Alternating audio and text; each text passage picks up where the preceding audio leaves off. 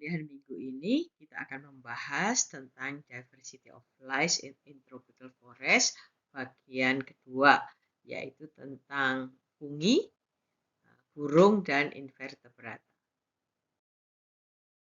Bagian pertama kita akan meninjau tentang fungi. Fungi ini atau fungus ya adalah organisme yang masuk kelompok eukaryotik organisme atau eukariot. Di organisme eukariot itu ada yang sifatnya bersel tunggal atau uniseluler seperti ragi misalnya, atau multiseluler seperti fungi yang kita kenali dari bentuk tubuhnya. Dia memproduksi apa yang namanya fruiting bodies ya. Nah, itu seperti jamur, beberapa jenis jamur yang kita kenal. Ini salah satunya ya. Ini banyak juga di supermarket ini. Dan juga ini kelompok bracket fungi, ini Ganoderma yang kalau kita ke hutan suka melihat ini menempel di batang pohon, baik yang hidup ataupun yang sudah lapuk. Nah, yang menarik fungi ini role-nya di dalam komunitas biota di dalam hutan ini macam-macam ya. Ada yang sebagai patogen ya, ada yang sebagai parasit, ada yang sebagai saprofit, dan juga sebagai mutualis ya. Jadi ini termasuk fungi, bakteri, dan kelompok organisme yang kecil-kecil itu menyusun menjadi bagian dari keanekaragaman hutan tropis yang sangat luar biasa, tapi seringkali kita tidak mengapresiasi pentingnya, padahal dia sangat penting dalam mengontrol berbagai proses vital di dalam hutan. Nah, ini ada beberapa peran yang penting dari kelompok ini di dalam ekosistem. Yang harus diingat, ini adalah kelompok yang sangat berperan dalam dekomposisi ya, essential decomposer. Nah, beberapa kelompok fungi ini juga merupakan simbion ya, bersimbiosis dengan tumbuhan untuk memfasilitasi akselerasi dari nutrien uptake atau absorpsi nutrien dari lingkungan sekitar. Ada beberapa fungi juga yang berfungsi sebagai patogen, jadi dia akan menyebabkan mortalitas ya, baik terhadap tumbuhan atau terhadap organisme kecil lainnya, sehingga ini juga sebagai pengontrol populasi di hutan. Nah, berbagai fungi juga menyediakan makanan begitu ya bagi hewan-hewan, dan juga beberapa fungi ini kan kita ketahui merupakan bersifat edible, jadi bisa kita makan ya, walaupun harus hati-hati ya, karena beberapa fungi itu juga banyak juga yang beracun. Pada tabel ini ditunjukkan secara singkat bahwa banyak key ekosistem processes itu yang dibantu sebetulnya oleh berbagai jenis mikroorganisme. Ini ada beberapa kelompok utamanya, atmospheric atau biotic nutrient cycling. Ya, di sini bagaimana unsur ya seperti N yang gudangnya itu ada di atmosfer, ini dia bisa berpindah dari satu kompartemen dari atmosfer ke living organisme di daratan ini dengan bantuan proses enfiksasi, dengan bantuan ada cyanobacteria, ada yeast, ada lichen ya, dan macam-macam. Ada juga sebuah kelompok bakteria yang membalik prosesnya dari N yang ada di dalam organisme atau organisme yang sudah mati. Bakteri ini melepaskan kembali N ke udara di dalam bentuk N2 melalui proses apa yang namanya denitrifikasi. Ada tentang carbon cycling, itu tentu saja juga bisa dibantu oleh mikroorganisme. Ada kelompok fotosintetik organisme yang ukurannya kecil seperti alga dan cyanobacteria. Kemudian proses respirasi tentu saja melibatkan semua mikroorganisme, proses dekomposisi juga melibatkan fungi dan bakteria, semuanya terkait dengan siklus karbon. ya. Eh, yang lain juga selain karbon, nutrien cycling komponen lain juga sangat dimediasi oleh kelompok mikroorganisme ya. Nanti kita lihat beberapa contohnya. Selanjutnya kita coba meninjau tentang, nah kita akan lihat sekarang satu kelompok fungi yang sangat penting eh, untuk nutrient cycling di hutan, yaitu mycorrhiza. Jadi mycorrhiza ini kalau dari asal katanya ada kata myx atau fungus dan rhiza atau root. Jadi literally itu namanya fungal root atau struktur akar yang sebetulnya itu tersusun oleh bagian dari fungi. Nah, sebelum lebih lanjut kita merefresh sejenak tentang struktur dari kingdom fungi. Jadi ini ada sporangium di sini, dalamnya ada spora. Nah, kemudian satu unit fungi ini dihubungkan dengan unit yang lain dengan struktur yang namanya stolon. Jadi biasanya ini sambung menyambung begitu. Nah, ada struktur yang seperti akar ya, namanya hifa. Nah, hifa dari kumpulan unit fungi yang sangat banyak itu membentuk jalinan yang kumpulan jalinan hifa, kumpulan hifa yang jalin menjalin namanya miselium.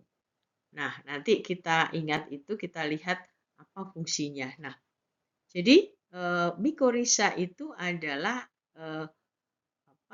hubungan atau asosiasi yang sifatnya mutualistik antara apa? Antara fungi dan akar dari tumbuhan. Dan fenomena mycorrhiza itu sangat banyak dijumpai di daerah tropis. Ya, nah ini sebagai gambaran kalau daerah sekitar akar ini kan istilahnya rhizosfer ya. Nah, ini secara skematik untuk menunjukkan konsepnya saja. Di bagian kanan ini kira-kira sebuah gambaran di mana terjadi asosiasi antara akar ya dan fungi yang membentuk namanya mycorrhiza. Jadi yang jalinan-jalinan yang seperti serabut ini sebetulnya miselium tadi ya, yang terdiri dari hifa. Jadi yang bagian ini itu adalah bukan bagian dari akar, tapi adalah root-like structure yang sebetulnya tersusun dari hifa ya. Tersusun dari hifa. Nah, hifa itu bagian dari fungi. Nah, fungi itu sendiri kemudian membuat connection gitu dengan bagian dalam akar. Nah, sebetulnya bagaimana gunanya ini untuk apa? Jadi adanya hubungan antara fungi dan akar tanaman ya sampai ke dalam ini sebetulnya memfasilitasi hal yang saling menguntungkan. Si akar ini menyediakan karbohidrat ya bagi fungi sehingga dia bisa hidup, berkembang biak dan mengembangkan hifanya. Nah, hifa-hifa ini berfungsi sebagai extension dari hulu akar sebetulnya.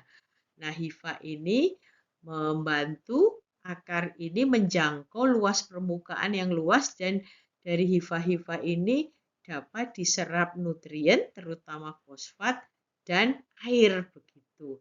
Jadi kalau akar ini dipenuhi dengan hifa, maka area yang bisa diraih untuk menjangkau nutrien yang jauh mungkin lokasi dari akarnya itu semakin luas ya, sehingga keberadaan mycorrhiza ini sangat penting terutama untuk daerah-daerah yang nutriennya itu miskin ya. Jadi nutrien nggak banyak, tapi kalau alat ini ya, alat sedotnya itu banyak, hifanya luas kan lumayan ya. Jadi tanaman itu bisa menjangkau sumber nutrien dan air yang sangat banyak.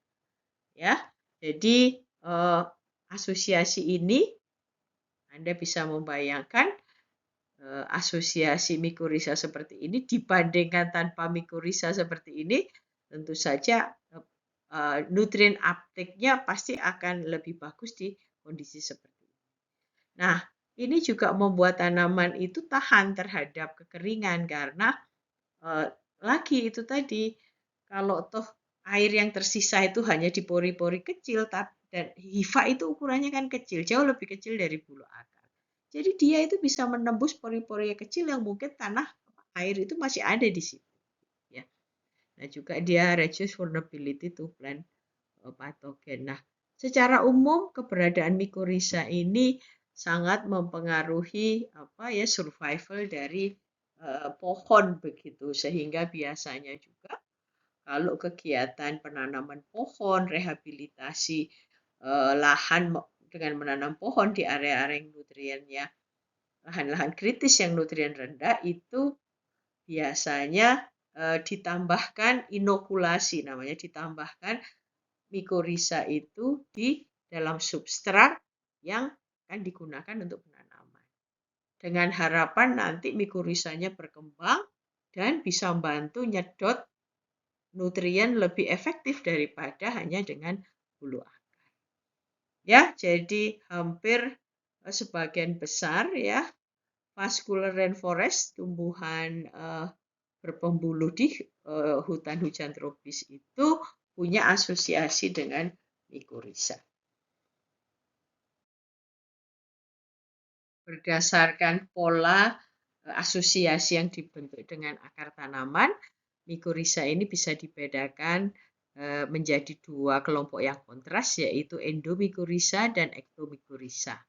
Ya, jadi ini berdasarkan bagaimana si fungus itu mengkolonisasi jaringan di dalam akar tumbuhan.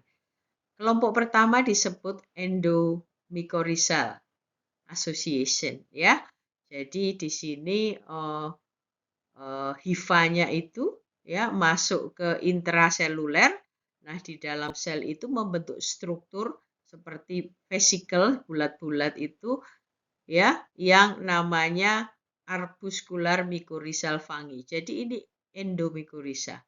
Ini kelompok yang penting sekali, biasanya sering disingkat kalau di dalam literatur itu AMF ya, atau arbuscular mycorrhizal fungi, atau kadang-kadang arbuscular mycorrhiza aja atau AM ya. Ini endomycorrhiza. Nah, kelompok satunya adalah ektomycorrhiza ya yang sifatnya dia mengkolonisasi secara ekstraseluler ya tanpa membentuk sebuah vesikel yang seperti arbuskular tadi. Nah, ini contoh ektomycorrhiza yang ada di akar dari Sorea leprosula.